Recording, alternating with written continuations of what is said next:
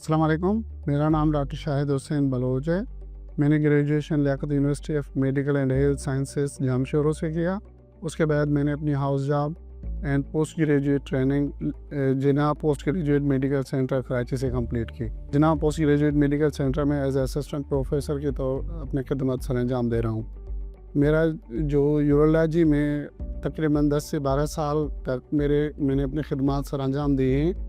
मेरे field of interest जो urology में है उसमें kidney stone, ureteric stone, renal mass, vesical calculi, bladder growth, enlarge prostate, urethral structure, ये मेरे फील्ड ऑफ इंटरेस्ट हैं। उसके साथ साथ सी प्रोस्टेट जो एक क्वेश्चन जो आते हैं तो उनमें मेरा ज़्यादा इंटरेस्ट रहता है। और आजकल जो most of the patient erectile dysfunction, male infertility, इनके भी बहुत सारे पेशेंट आ रहे हैं। तो इसमें मैं मर्दाना कमज़ोरी स्टार्ट में तो हम कोशिश करते हैं मेडिकली ट्रीट करें, अगर नहीं होता तो पिनाइल इम्प्लांट की सर्जरी में भी मुझे तजर्बा हासिल है।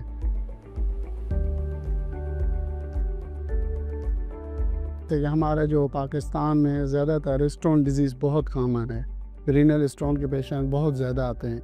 तो ज़्यादातर लोगों का क्वेश्चन ये होता है कि किडनी जो गुर्दे में पत्थर क्यों बनता है, उसके सब असबाब क्या हैं। तो मैं आप लोगों को ये बताना चाह रहा हूँ कि जैसे कि हमारे पाकिस्तान में ज़्यादा गर्मी होती है और उसके साथ साथ हम पानी का इस्तेमाल कम करते हैं। तो ये जो असबाब हैं ये ज़्यादातर स्टोन डिजीज़ होता है। दूसरा ये है कि अगर आपके फैमिली में कोई स्टोन डिजीज़ रनिंग है तो उसकी वजह से भी आप में स्टोन बन सकते हैं। दूसरे काफ़ी ऐसे बीमारियां हैं जैसे रीनल ट्यूबुलर एसिडोसिस है, तो उसकी वजह से भी स्टोन होता है। या कंजेनिटली किडनी में एनाटॉमिकली कोई एबनॉर्मलिटीज़ होते हैं, PUJ है और दूसरे बहुत सारे असबाब हैं जिसकी वजह से स्टोन बन सकते हैं।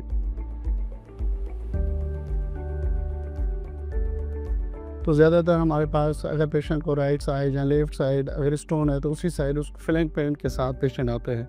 उसके साथ अगर पेशेंट को काफ़ी टाइम तक ऑब्स्ट्रक्टिव स्टोन है तो फीवर के साथ, वोमिटिंग, नाज़िया इसके साथ आ जाते हैं।